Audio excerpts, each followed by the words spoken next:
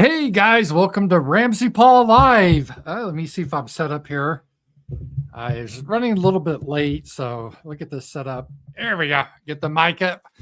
And I got a notice from StreamYards that the interface with X is having issues. So hopefully it is okay. It should be, should I share this here?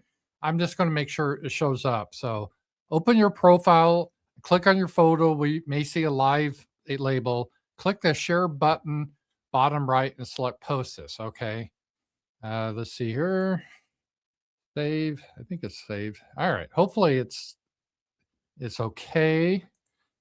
Sorry about that. They're having on StreamYards, they're having problems with the interface with no, it's live. It should be going good now. It should be live. Hopefully you guys can see it okay on this. Let me take a look if I am live and I'm seeing my let me share it here. I still don't see it. Bottom right, share. Hang on here.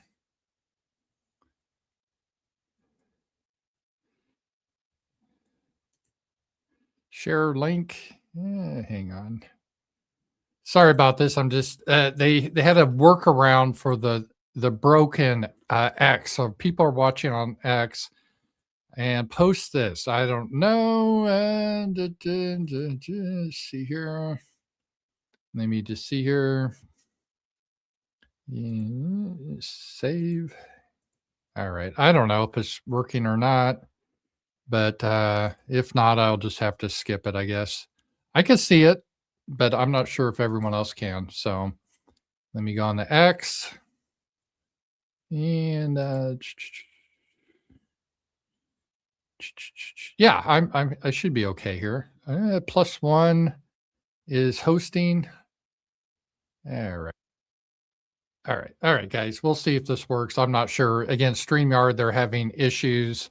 They were saying they're having problems, may not appear as a standard post on your profile or your followers' timeline. If you're live, but you can't find a post you can share, try manually posting the live or replay from within X. So I'll try this here. And let me get into X because I know I'm not the only one here. Here, post this. Here we go.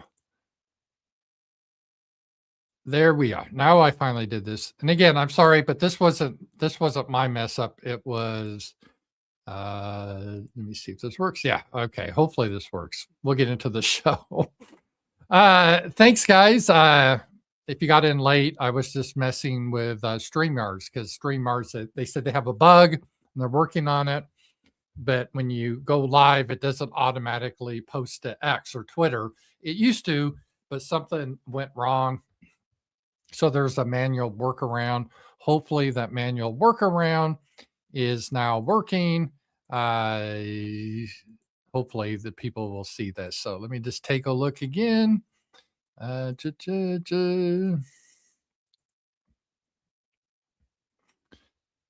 kind of hate to debug. Okay, I have 8 people watching now, so maybe this is working. Let's see here. I'll just post this here.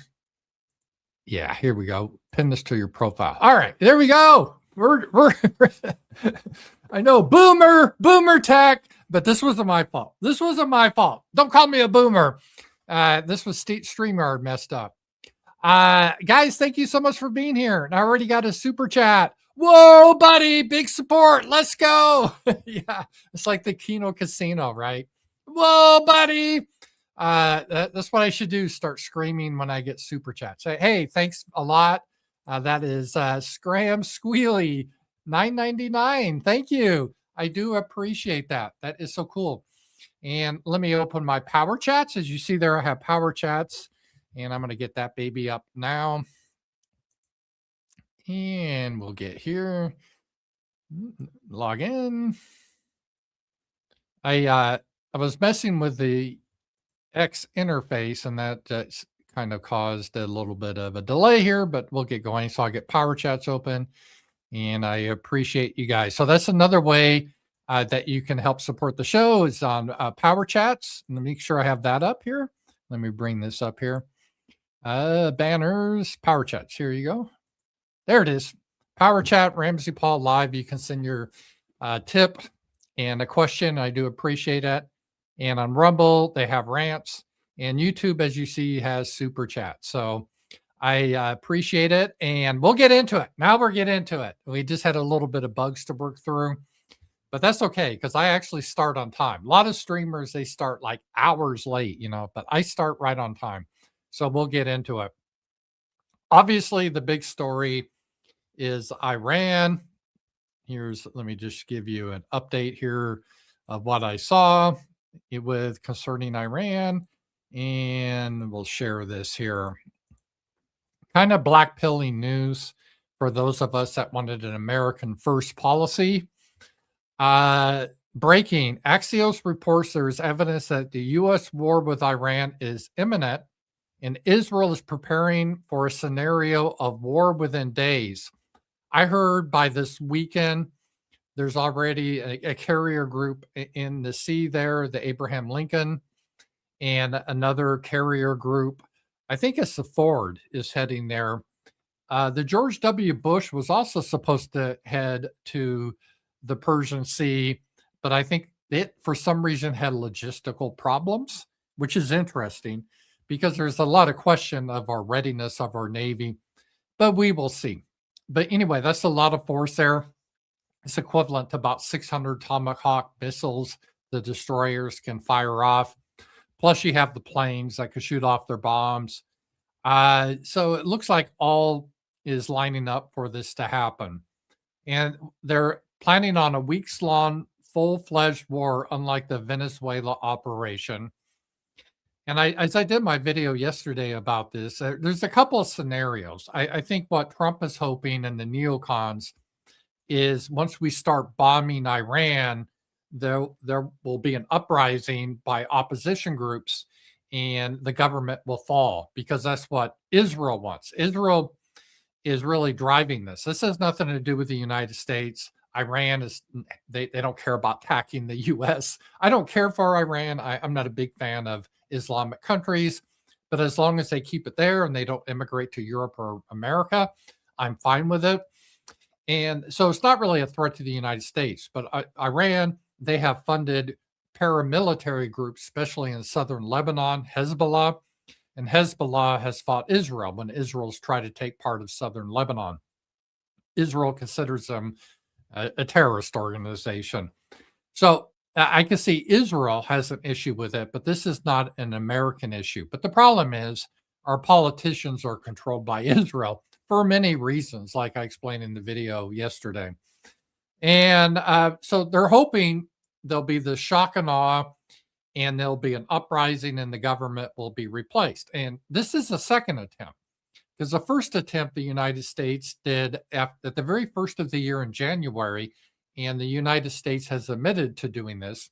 We manipulated the currency, and Iran had a currency crisis, and people, their money wasn't worth anything, and there was a lot of protest. A lot of those protesters were backed by the CIA and Mossad. Again, this has been admitted. And Starlink was smuggled in Iran so they could communicate. If you remember that, remember the protesters? And they were hoping that would overthrow the Iranian government. But it didn't work. Russia came in and helped Iran to jam the Starlink devices so people couldn't coordinate for their protest. And it really petered out. But that was the first attempt. Excuse me. And when that failed, then Netanyahu met again with Trump and said, no, well, if that didn't work, we got to go full scale and overthrow Iran. Because you remember, Israel, this isn't anything new. This goes back to the 90s. They had, I think, Operation Clean Break, or I think that's what they called it.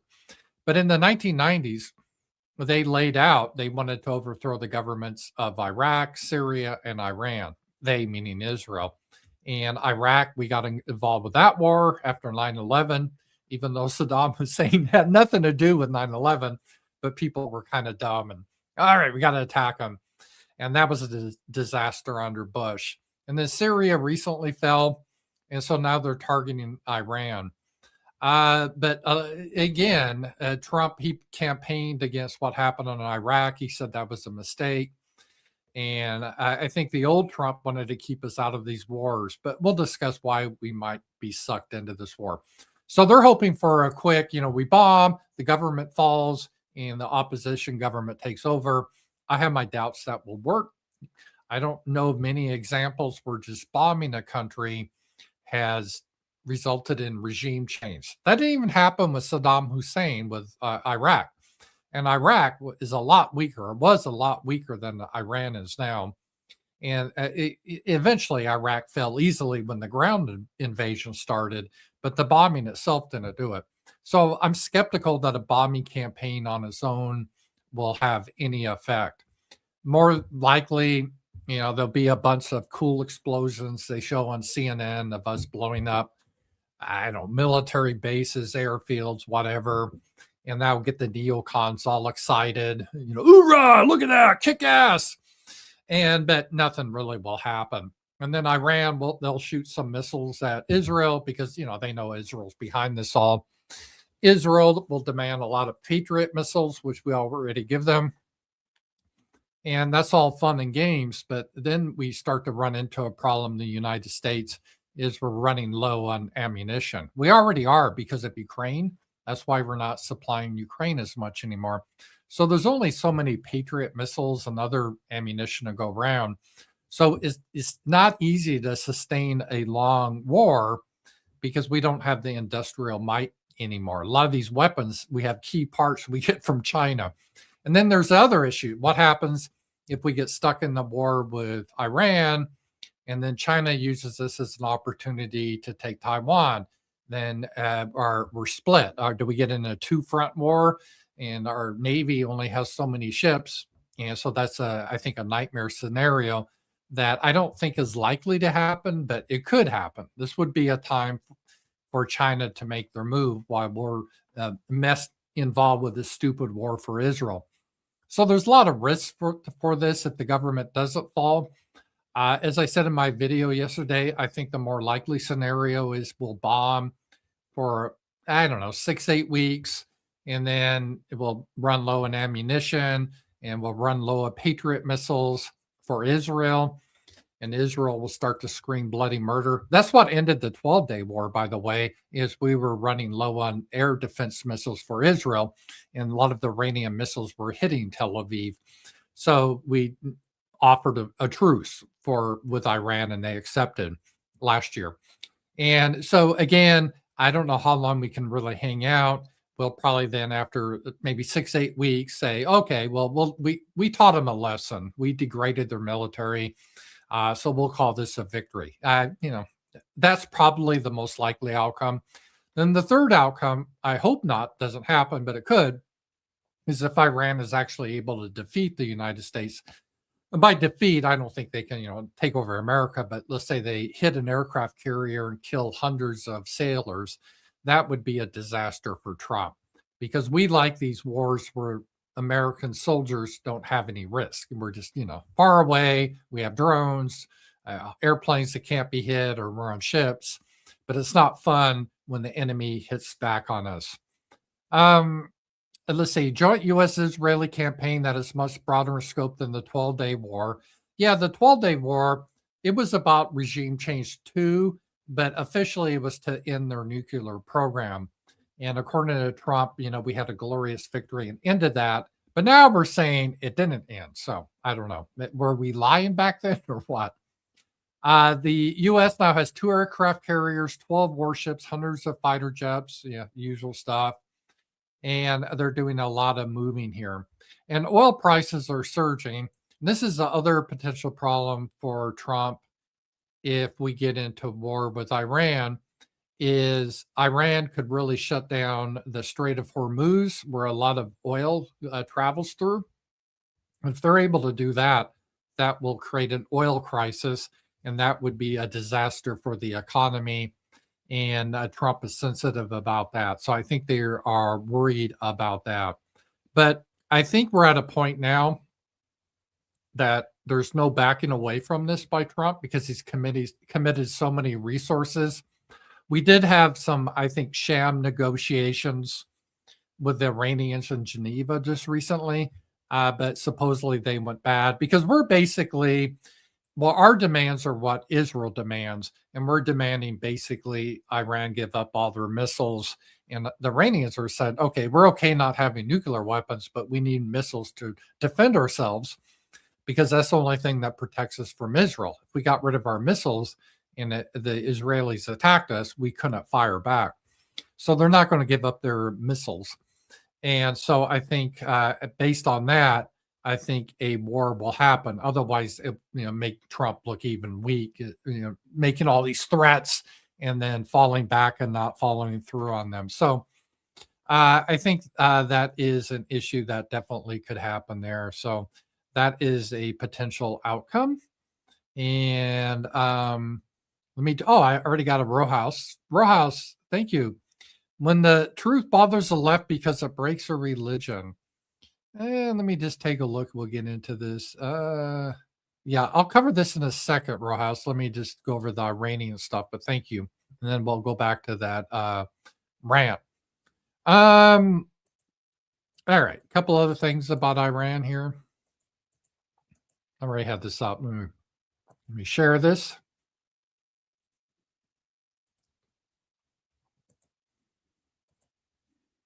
United States. But the idea that a country like Iran, which is no threat to the United States, or a country like Venezuela, which is no Iran is no threat to the United States. No, Iran's not a threat to the United States whatsoever. They're not making attacks against us. The Iranians aren't doing terrorist attacks in the United States. There's nothing like that. No, it's not.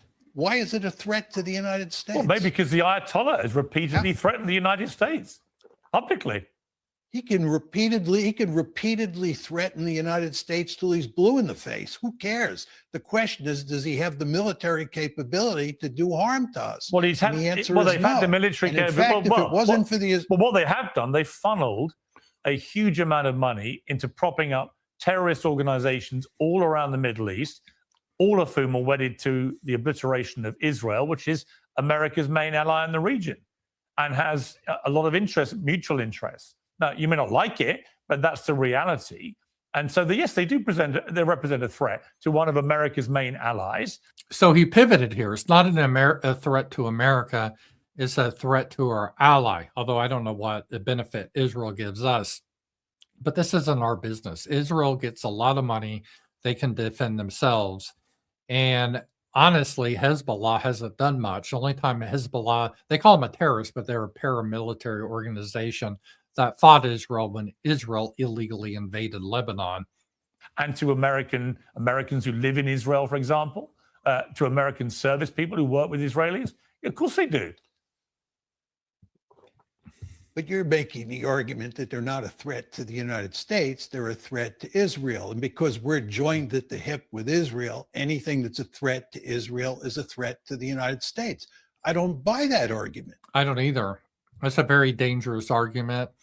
And we are not obligated to fight Israel's wars. This isn't in the interest of the American people whatsoever. Just like it's not in our interest to fight against Russia in Ukraine. It's not in our interest. I'm an American firster. I care about the U.S. national interest. And it is not in our national interest to have this conflictual relationship with Iran. And by the way, part of the issue we have with some of these Muslim countries is our relationship with Israel. If we are more neutral, most of these countries really wouldn't care. I mean, Iran would love to trade with us. They would love the sanctions to be removed. So there's not like Iranians are going to be sending terrorist teams in the United States or anything like that. Part of the reason they're upset with America is because we support Israel, which is working for their destruction. And from the Iranian point of view, not that, again, that I like Iran, but they just want to live peacefully. And the United States and Israel keeps demanding that they give up their government. And if it weren't for the fact that the Israelis have so much power in the United States and insist that we keep Iran as an adversary, we would otherwise have good relations with the Iranians. We would. There's no reason we should have bad relations with Iran or China or Russia. There really isn't. We could, but is all this other entangling alliances we get into that are not in our interest. And again, we have a lot of people like Mark Levine is screaming for us to go to war every day on X, but he's Jewish. He supports his homeland, which is Israel, not America, and he should live over there. We should not be controlled by people in such a fashion. It's just unhealthy. It's extremely unhealthy. And that's where we are right now. And let's see here. There's some more from Mearshmeyer that I want to cover here. I thought he has some good comments. Let's take a look at this here. And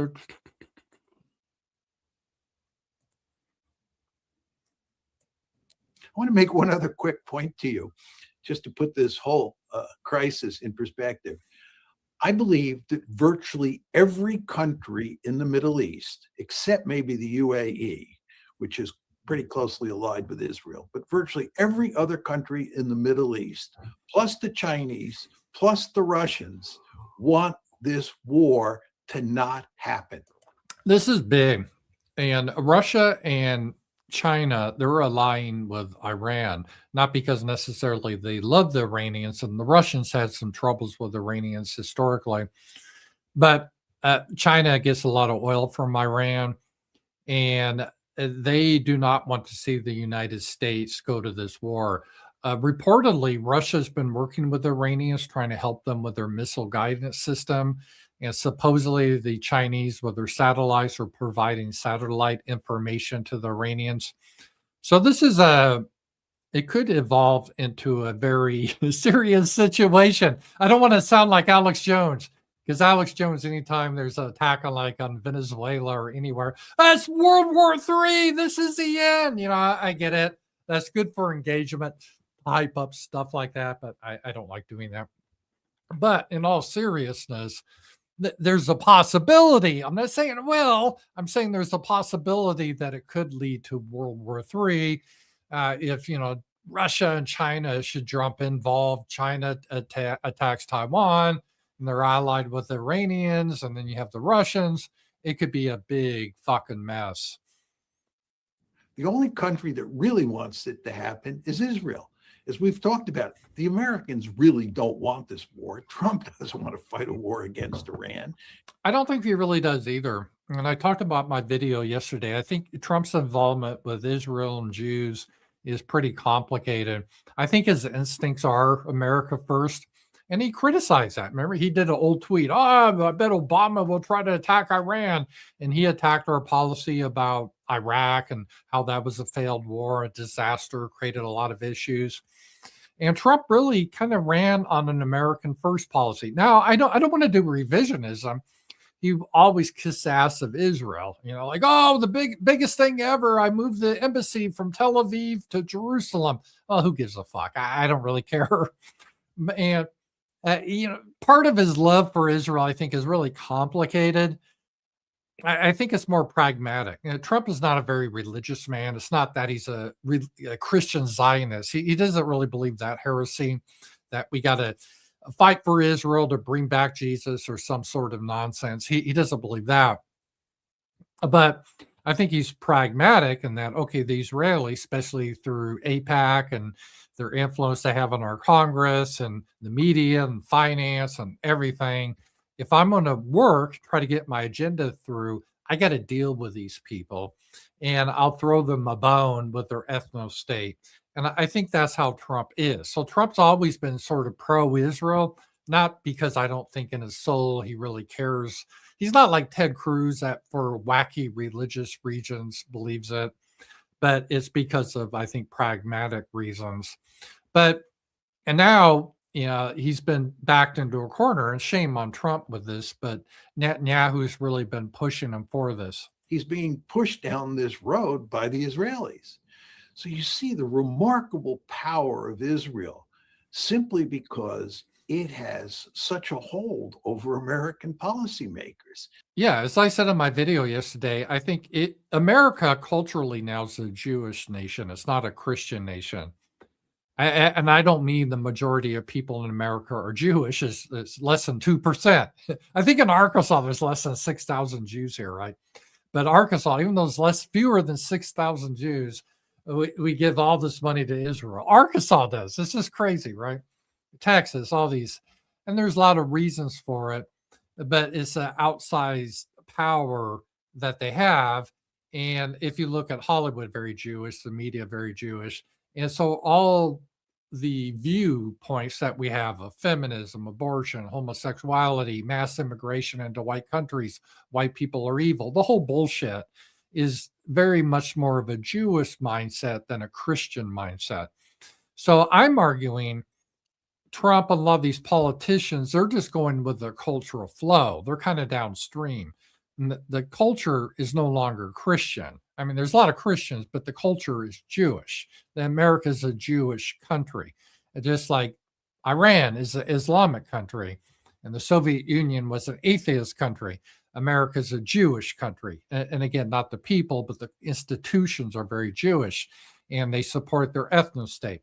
And even though they have a double standard, that doesn't bother them. Their standard is we are a people, we could go anywhere in the world, and everywhere in the world should give us special privileges.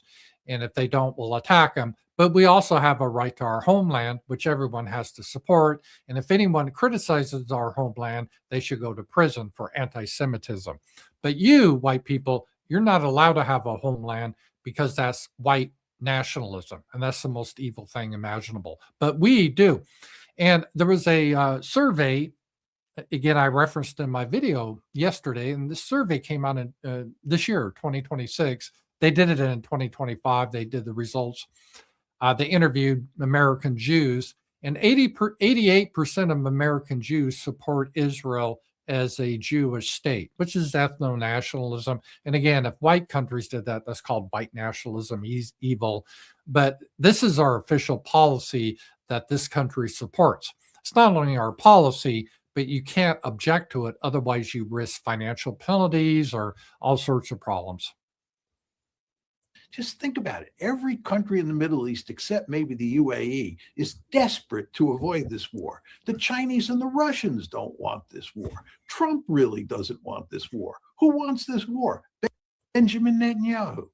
Yes, it's interesting. Even Saudi Arabia doesn't want it. And they're a different faction. There's Sunnis, not Shiites, and the Iranians are mostly Shiites. So it is interesting how that has come about. And I saw some polling data. Most people really don't want this war. Only 19% of Americans, based on recent polling, want a war with Iran. The vast majority of Americans, left and right, do not want this war because it doesn't really make sense. There's no reason to do this war. And so it is crazy in a sense that Trump was going down this route because, again, the people like Ben Shapiro, Mark Levine, they were all never Trumpers, and they will be happy to stab Trump in the back when they get the chance. That's their nature. I don't understand why Trump thinks otherwise, but they're for it. And you got some nutty Christian boomer Zionists that are for it, but that's about it. Most people do not want this war. Iran hasn't attacked us. They're not a threat to us. They want peace with us. They would love to trade with us. It's really immoral at this point for us to go to the war. We're the aggressors, the United States. We're the bad guys in this war. We're attacking a country that has done nothing to us. And you can say, well, back in 1979, there was a hostage crisis. Okay, it's 47 years ago. Let's move on from that. Currently, they're not a threat to us. And Marjorie Taylor Greene, she kind of chimed in a little bit about this too. I agree with her on this. Let's take a look at this. Former Congresswoman, Americans don't want to go to war with Iran. They don't. It's only 19% do. They want to be able to afford their lives to get ahead. That's what Americans care about. It's the price of housing, food, crime. They want crime to be down. They don't want their cities to be replaced by mass immigration. kids coming out of school, they don't want to be put out of a job because of Indians and fraudulent H-1B visas. Those are the things that really matter to Americans. The fact that, oh, we got to go to war and spend billions of dollars because Israel doesn't like Iran, because Iran funds their enemy, Hezbollah, which defends Lebanon. And again, Hezbollah doesn't attack Israel if Israel just stays in Israel. But so we're tied to this nation, this other nation, in such a toxic manner. They want to be happy and enjoy life. They want the government to put elite pedos in jail. See, and that kind of, the whole Epstein thing kind of comes back to who was named, and that even gets back to Israel. And they voted for no more foreign wars and no more regime change. Again, that was one of Trump's positions. And again, I'm not a pacifist. If the United States should be attacked, I'm fine with us defending ourselves and attacking a country. But just randomly attacking countries because Israel demands it is just horrific. And it looks like it's going to happen. I don't see a way out of this. Maybe Trump will change his mind, but it's hard for him to back out of this at this point. And this is where we are right now. All right. Now, let's see here.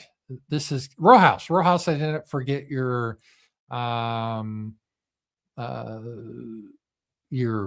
link you provided. And Rowhouse said, this was a rant. When the truth bothers the left because it breaks a religion. All right. Let's take a look at this. And brought up a link in X. Yeah, let's take a look at this. I haven't seen this, so I'll just comment on it with you all as we watch this. Senator Chris Murphy is dumbfounded when Trump nominee Jeremy Carl says anti-white racism is the most pervasive form of racism in America today. That is true. Let's listen to this here. Mr. Carl, I think it's just heartbreaking that you have been nominated for this position and that you've reached a panel before the United States Senate. But I do want to give you a chance to go a little bit deeper in your explanations of your personal beliefs. They are directly relevant to your fitness to serve. You already have had some of your statements read to you, but I'd like you to respond to at least a few of them. One of the things you have said is that anti-white discrimination is the most pervasive and politically salient form of racism today. So do you continue to believe that anti-white discrimination is more salient than the discrimination faced today by Blacks, Latinos, Muslims, or other American groups? 100%, because it was the whole DEI was based on anti-white. And there's no companies that said, oh, we're not going to hire blacks. We're going to try to have fewer blacks, or sports leagues saying we got too many blacks in our league. We got to get rid of blacks and get more whites. You just don't see this. And the media, how they change, how they cover things, horrific crimes by blacks against whites. The media suppresses. If it's the other way around, they publicize it. It's constant. It never ends. You have to be mentally retarded, to be honest, or unwilling to look at what's happening. It's not even close. Well, Senator, thank you for that question. And thank you also for giving me an opportunity to speak at a little bit of length. I haven't necessarily had much opportunity to respond. I'm going to have at least one more question for you, so I'll give you a minute or two to respond. Yes. So thanks to the great work of my friend Harmeet Dillon as the Assistant Attorney General of Civil Rights, I actually think that we've done an incredible job in this administration of getting rid of certain policies that discriminate particularly against white Americans, but also in some cases Asian Americans. Well, just maybe answer my question. Let's rewind. Because maybe you'll suggest that everything is fine now. Let's rewind a year ago. A year ago, were white Americans the most discriminated against group in the United States? You said it. So yes, of course they were. There's no doubt about it. In fact, it's legally acceptable, socially acceptable. I don't know how anyone can deny that at this point. As a white, you have to have higher scores to get in, a scholarship to get into college. Companies, you have to do better than other racial groups. You have to have a better resume than they do. It goes on and on and on. Again, if you're white, you're probably going to get a heavier prison sentence than the black. It just look at the media, how they portray whites versus blacks and other racial groups. Yes, definitely. Senator, no, certainly this is my belief. I'm not running away from that. I think that while, of course, all races in different contexts can be subject to really severe discrimination, that when we look at our legal structures, white Americans are often very disfavored in overt ways. Definitely. And there's no apologizing for it because it's true. And so 100% great link. And great link. And by the way, has to be our policy and how we speak to it. Don't back out from it. It's just the way it is. And it's weird because they're acting like it's perpetually 1950s under segregation or something, and even that was doubtful. But it's just not that way anymore. All right. Foreign policy here, and thank you. Wait a minute. This was a chat from a rant from Row House. Kerry lays out a new foreign policy strategy here. So let's listen to this. And thank you for, again. Oh, I have to share it, guys. Sorry about that.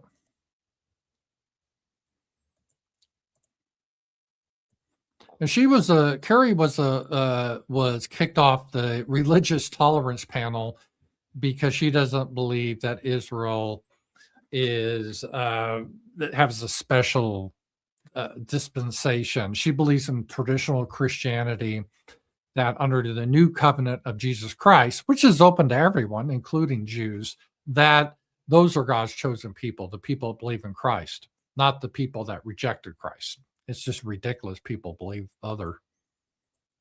They've brainwashed people, Christians and many other groups, to worship Israel. And like I said, I would rather die. I would rather die than worship Israel. Well, you have to as a Christian, because if you worship Israel, by the way, they reject Jesus Christ. And again, I have nothing against Israel. The Iranians, they reject Jesus Christ as the Son of God, although they consider him a prophet, but they still reject him. Well, that's okay from a political point of view. So I don't really care if Jews want to reject Jesus Christ. On a personal level, we're supposed to witness to them and for their souls so they don't go to hell. They'll repent and accept Jesus. But if they don't want to, that's their business. But this idea that we need to worship Jesus, no, the idea we worship Israel is sinful, because again, Israel, we shouldn't worship any country, even the United States, but especially a country that makes it illegal to preach the gospel of Jesus Christ. Israel is very opposed to Jesus and Christianity.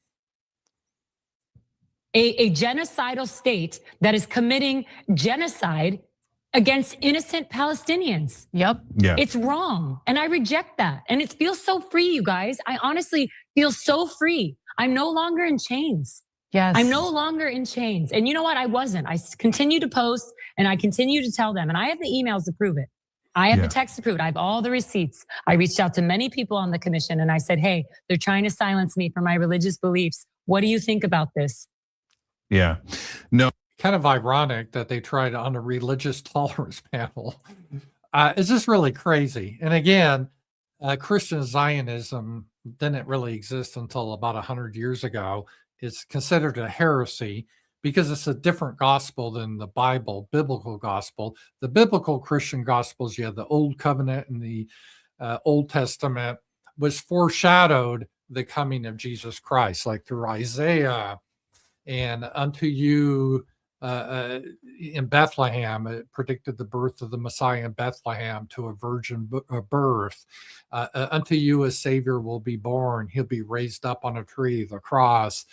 There was a lot of prophecies in the Old Testament that pointed to what was the son of David, the lineage of David. That's what Jesus came from. He was Jewish. And Jesus was the Messiah, Christians believe. And according to Paul and the Gospels, that there is a new covenant now that God has with everyone, not just the Jewish people, but with everyone that believes in Christ. That's Christianity. This idea that Jews can reject Christ and they're still special and better than everyone else, and we got to support what they do with their ethno state, even if they commit genocide or anything else, that is, I would say, demonic. And if anything, I think that is paving the way for the Antichrist. When the Antichrist does come, I think it will be from Israel. He will be Jewish, and anyone that professes the name of Jesus Christ, you'd have to reject that or be killed. And I think that is probably what will happen. And people like Tom Cotton and Ted Cruz will cheer that on because they will say Christianity is inherently anti-Semitic, because of the gospel of Jesus Christ is that everyone, both Gentiles and Jews, needs to accept the Savior. And they would say that's anti-Semitic. Jews don't need a Savior. How dare you say they need a Savior? And you need to repent or be executed. I can see that definitely coming down the pipe. It sounds extreme, but I can see the us going there already. Pam Hyde, $10. Thank you. It's a strange contradiction that Trump is a giant narcissist, but at the same time, he's willing to destroy his entire legacy to defend the people that are ruining his presidency. This is one of those things that it's hard to figure out the psychology of Trump. It really is. And I look back on it, and because Trump has always got along with Jewish people, even though he's worked with them in New York City, and he's been a fan of Israel. But at the same time, Jewish people, like if just you ever see those maps that just white men voted, or if just white females voted, or if just blacks voted. Well, there's one, if just Jews voted, every state would vote Democrat. And it's something like 80% of Jews vote Democrat, right? And all the so-called progressive movements are mostly, the vanguard is Jewish. That's just, I mean, they say it, you know, the civil rights, homosexuality, abortion, and the whole bit, mass immigration. But he still is beholden. And again, is it because Adelson gave them a lot of money? And okay, we'll give you this money. Sheldon Adelson and his wife, even Trump, Trump sort of joked about it, but said, you know, she's more loyal to Israel than she is to America. And he just says it, and that's true.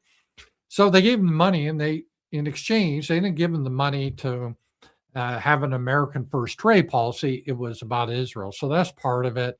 And part of it is, well, if I'm going to get my agenda done in Congress, people like Lindsey Graham and Ted Cruz are totally controlled by the Israeli lobby. And if I oppose the Israeli lobby, we'll take a look at Marjorie Taylor Greene or Tom Massey. That will ruin your career. So, but I get it, because he's at the point he doesn't, I mean, he's near the end of his life. I don't wish him ill well, but he's like 80. He doesn't have that long to go. He can't run for president again. You might as well do the right thing. So I really don't understand it. I think a lot of it, unfortunately, with Trump is he has a tendency to agree with the people that are around him. And it's unfortunate he's not getting out to his base anymore. He's becoming isolated. And I think he's getting really poor advice. And I'm not saying that to defend Trump and get as an excuse, because that's a poor leader. In many ways, Trump is a poor leader. But I don't see any good outcome from this at all. This could end up like in Iraq or worse, and he'll be like George W. Bush. Already Trump's popularity is down. And most of that is not because the left's going to hate Trump no matter what, right? They always hate him. But now his base is falling away because Trump is moving away from that. Instead of focusing on America First topics, he's focused on Israel and all this and Ukraine and everything else. And people are really getting upset about that. So, yeah, that is the thing happening there. So good.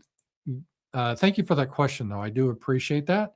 And let me just check my Powerchats, and I'll check also, make sure I'm caught up on SuperChats.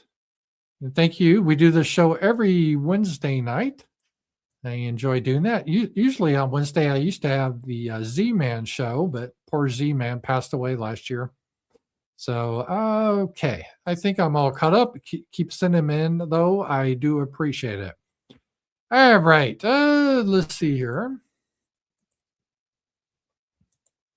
This is kind of interesting, too, here. And we'll do this. We'll just watch this here. This is about Christian nationalism. And again, Jewish nationalism, which is Jews have a right to have their own homeland, is supported by the culture. That's why I say America's Jewish, the culture. But Christians having a homeland, that causes them to clutch their pearls here. Well, for the past several months, I've been working on a special project examining the growing influence of Christian nationalism in America. If you're not familiar, Christian nationalism is an ideology rooted in the belief that our country was founded as a Christian nation and that that our laws and institutions should reflect Christian values. Yeah, this wasn't even a question at the founding of this nation. Europe was called Christendom. It was and a lot of them had official religions that were Christian. And Americans, they were theists. They weren't all of the same denomination. But in public schools, people were taught out of the Bible. We celebrate Christmas. Kids got Christmas vacation off. They didn't get Ramadan off, or whatever the Jewish holiday is, Passover. They had Easter. And this was a Christian nation. In the lead up to my hour-long documentary this weekend, we're going to bring you a preview of what you'll see, starting off with the assassination of Charlie Kirk last year. Experts say it was a pivotal moment. Experts say. Who are these experts? It's probably ADL people, right? Yeah, experts. For the movement, and an occasion where the tragedy of his loss unified Christian nationalists and the Trump administration as they honored him. September 21st, 2025. America is a nation in grief, a nation in shock, and a nation in mourning. Charles James Kirk was heinously murdered.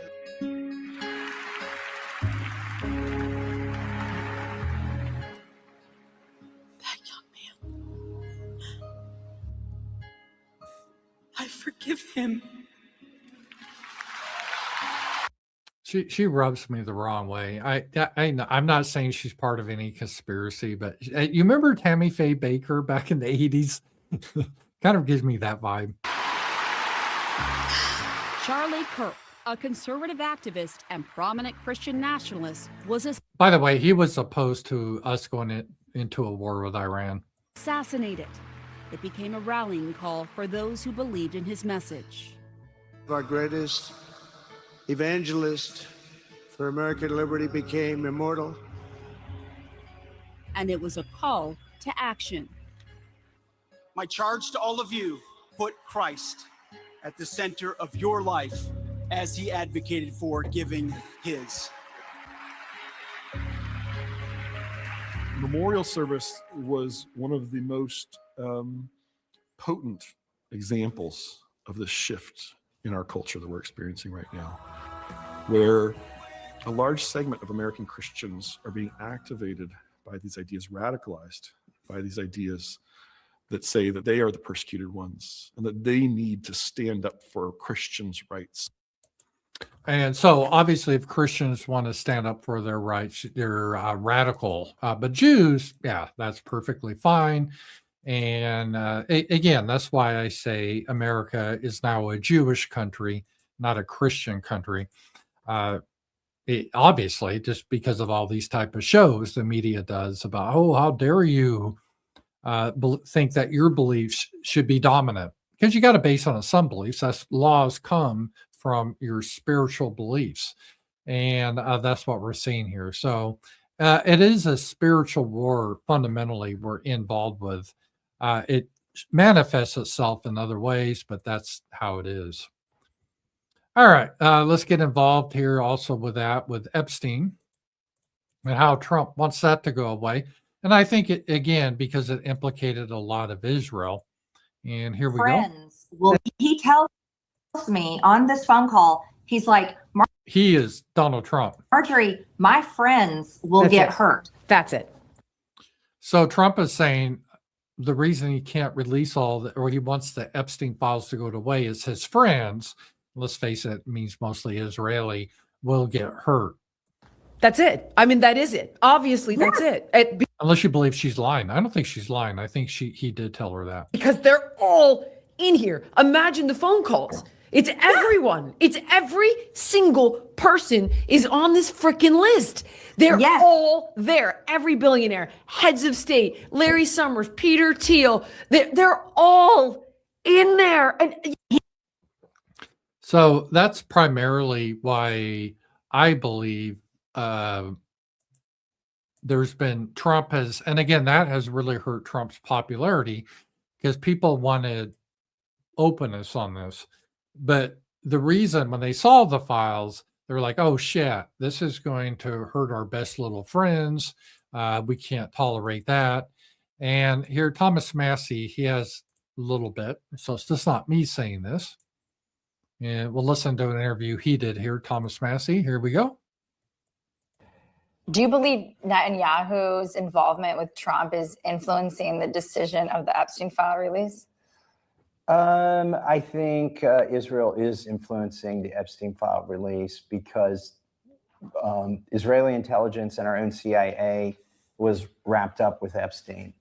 And so it would be embarrassing to our own intelligence agencies as well as Israel's intelligence agencies for all that to come out.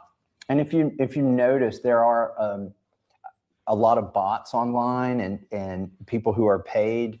Maybe they're not robots, but they are paid, and they're going after Marjorie and I uniquely. And I think it's because we are against the war that Israel has in Gaza right now. And we want that to end. And we don't vote for foreign aid, and we don't vote for military aid for these other countries that are at war. And we get in trouble for that. And I agree. And it's part of the, obviously,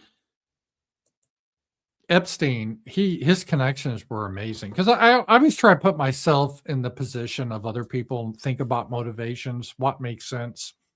And you could say that Epstein personally liked younger women, teenage girls, whatever, not advocating that. But if someone just wanted that for themselves, maybe a few personal friends, I could understand that. It doesn't mean I approve of that. Don't get me wrong, but I could understand that. Okay, you're a rich billionaire, you like young teenage girls, and maybe you'll share these teenage girls with some of your close friends on your little tropical island. I can understand that. Again, I don't approve of it, but I understand it. But I can understand why you would try to get literally everyone in power. I mean, in Britain, in France, in America, in all sectors. Epstein, my God, how many people did this guy know of the elites? He almost knew like everyone. If you were rich and powerful or famous, he was trying to get his tentacles into you. Now, why would you do that? It doesn't make any sense unless you're running a blackmail ring, right? It doesn't, unless you have another reason.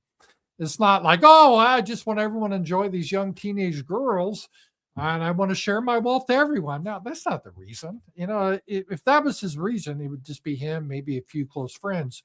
He was literally trying to get everyone that he could to his island and the whole bit.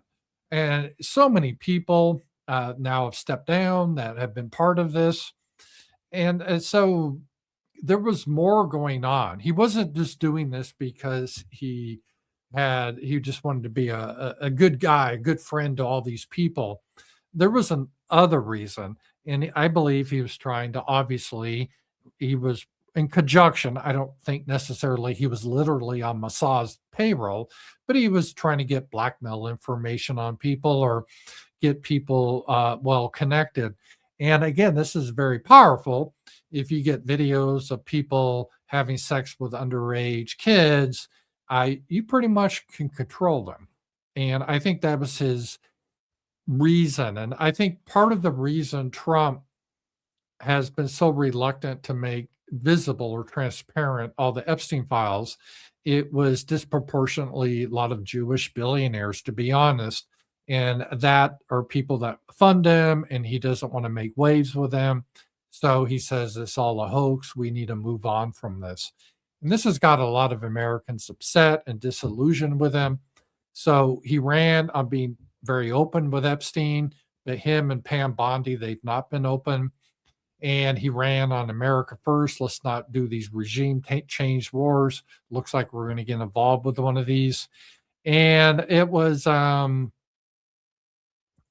just a bad situation there. And I think this has really hurt his popularity with his base. And we'll see some more of Thomas Massey, because I think, I like him. I think he's legit trying to tell the truth on stuff. So let's listen to him. And finally, I know the DOJ wants to say they're done with this document production. The problem is they've taken down documents before we were able to go over to the DOJ and look at the unredacted versions. They took down some of the most significant documents, two of them involving Virginia Giuffre's case and other things. The picture of Epstein in a room where it's got CIA written on the boxes, that's been taken down. We want to be able to look at all these files. They can't keep those documents down after they've already produced them. So again, there's been a lot of stonewalling with this whole Epstein thing. And Pam Bondi, she gave her testimony to Congress. And well, the Dow is really high. So what do we care about, billionaires raping children? I mean, it was just ridiculous. And it's so tone deaf.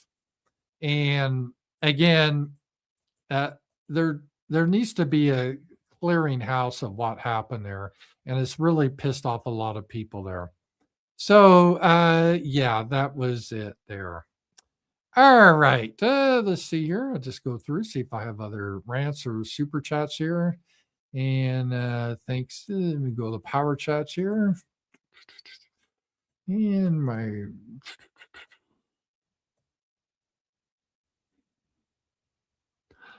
I need a thing that when I get a super chat or something, I get a ding or so I can hear it right away. But because I hate to miss any. But all right, I think I'm caught up. If you have others, feel free to keep them coming here.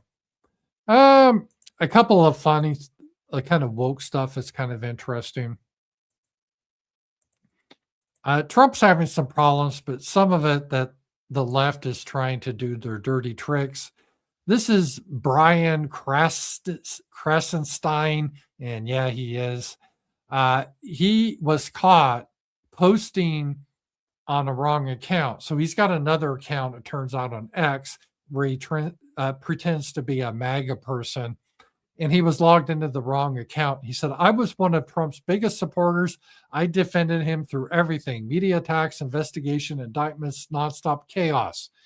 But Brian Krasenstein never was. He was always hated Trump.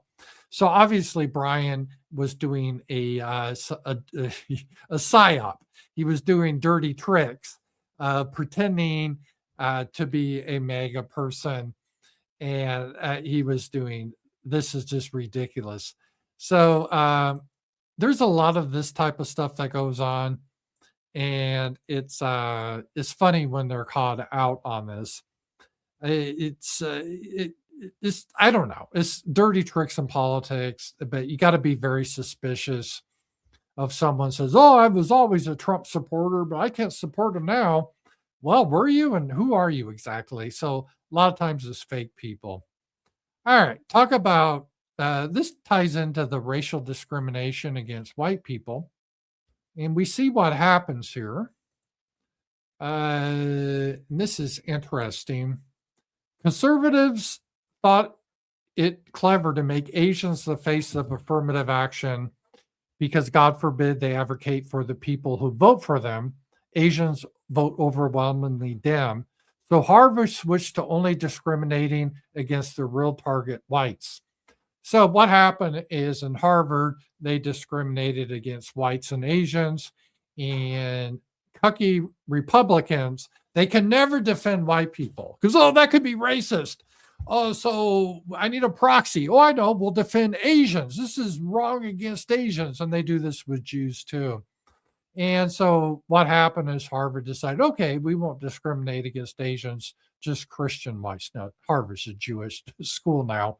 But so it's interesting how if we won't take our own side, this definitely what happens.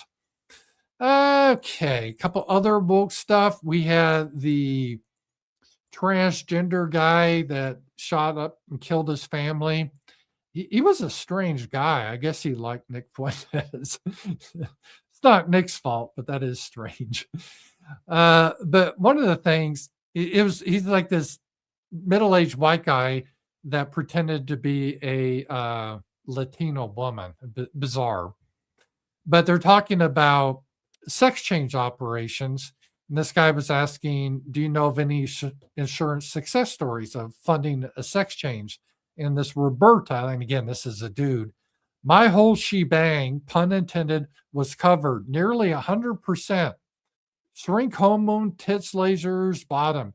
So your insurance goes to pay for this sex change operations. And part of the reasons insurance is so expensive. It's ridiculous.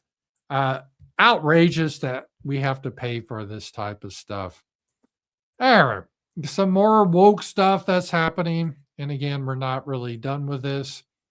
Joan of Arc, she was a Christian. Speaking of Christians, a French woman in the 15th century who fought the English, and she was the national hero. Well, they decided to do a movie about it, which is the type of movie I would like to see. But they decided to cast Joan of Arc as an African. It's just so tiresome. It's just ridiculous. Sasha and I, we went to a movie last week, Wuthering Heights. I guess it was a book. I never read it. But it was like, I don't know, 19th century or 18th century Britain. And I swear to God, they had Africans in the crowd and an Asian woman. And one of the lead guys it looks like a Pakistani. It was this revisionism they do is deliberate, trying to erase white history. And it just is non-stops here. And let's see here.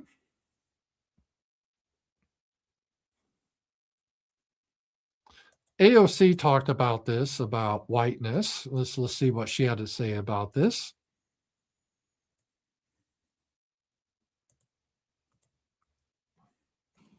Very big difference between whiteness and national, like your actual culture, right? Whiteness is an imaginary thing. Being German is real. Being Italian is real, being English. These are rich cultural heritages that are based on values, and they are so much a part of what make our cultures and our societies what they are. So what she's doing here, this is common with the left, is they don't want white people to see themselves as white people. They want to keep us fractured. So there's Germans, there's English, there's French, and so forth. However, this doesn't apply like to her, Latinos, even though Mexicans are very different than Puerto Ricans, which are different from Venezuelans. No. They're all Latinos, and they got to be treated as a block. Same with blacks. You can say, well, what kind of black? Are you Bantu, or are you a Pygmy, or Somali? They're different types of blacks, but they lump them all as a category. Because when you're together, you have more power. And they don't want white people to have power, so they try to fracture us. But when they complain about there's too many whites, let's say there's too many white head coaches, they always say white. They never say, oh, there's too many German ethnicity head coaches or English ethnicity or Italian. No, they say white. And the same with universities when they want to have fewer whites or make it difficult for whites to get in. They don't say Germans, Italians, or English. They say whites. And they talk about white privilege. They attack us as white. But they don't want us to have an identity of white because they understand that gives us power. They want to keep us fractured. That is their entire point there. So she's fine with being part of the Latino heritage, even though she's Puerto Rican, which is not really similar to Mexican. But we white people, we're not allowed to consider ourselves as white. But race is real, and the white race is real, just like the black race is real. And there's different biological changes, differences. And so it's interesting how they do this propaganda. And it's deliberate. It's deliberate when they do this. It's the old game. There's no such thing as white people, but then white people are blamed for everything. It's a little game that they do, but this is where it is. All right, and let's take a look at Canada and how they're trying to hold things down here. They're trying to stop free speech. There's a real huge attack across the West on free speech now, because they know if people are able to speak freely, they're not going to buy into their diversity lies. Large American online platforms have become seas of racism, misogyny, anti-Semitism, Islamophobia, and hate in all its forms. And they're being used by criminals to harm our children. My government will act. And today we're announcing our plan to fight crime, to protect Canadians, and to build communities that are safe, secure, and strong. So this is very similar like tech platforms. They want to censor what you have to say. They just have to say what you say is dangerous, so we're not going to allow you to say it. And they're specifically, I think, talking about X here under Elon Musk, as people are able to speak freely. They don't want people to speak freely. I think Britain is close to banning X because they don't want people to talk. Australia is the same way. It is because they consider that hateful, because they believe the white people need to be replaced, eliminated. And if you object, that's considered hate. And they worry about white people being able to communicate their views because it shows they're not alone. And that gives them strength in numbers. That gives us confidence. And they don't want that whatsoever. And it's really crazy, but that's the way it is here. And in Canada specifically, is really sad how the Canadians have been replaced. Sad. I mean, they lost their homeland. And because of this, people aren't happy. And this is in Canada. I'm going to turn off the music, but you don't see one Canadian in the bunch there. Looks like it's Bangladesh or something. Everyone's smashing in. So depressing what has happened in Canada. And let's look at what Jill said. I like Jill. I'll have to maybe get her back on again. The white erasure of Toronto has been consistent since the 90s. Visit Toronto, Eaton Center, and you're lucky if you even see a white person. The city has been minority white for at least a decade, but I guess the actual number of whites only accounts for 20%, not including Jewish people. But it's just not Toronto. All major Canadian cities are quickly turning into third world dumps. And this is the goal, and they don't want you to object to that. Because again, they don't want us to have a homeland. It's sad, but this is what is happening. All right. And let me just check here, make sure I got all the super chats and everything. And it's great to be here with you guys tonight. Let's see here. Let me look at the power chats. Refresh.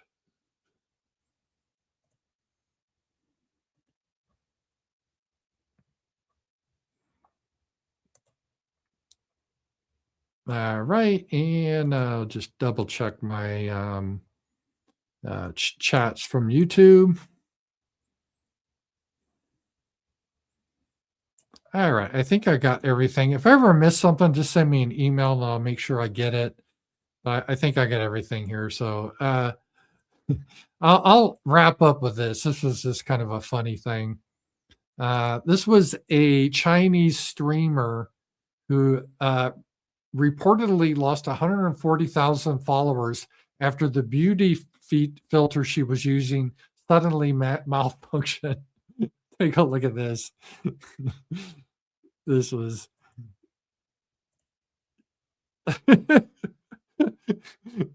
So let's take a look at this. Oh, I got to turn off the music. So that's how she's presenting herself to the world. But this is how she looks really. Let me look at that again.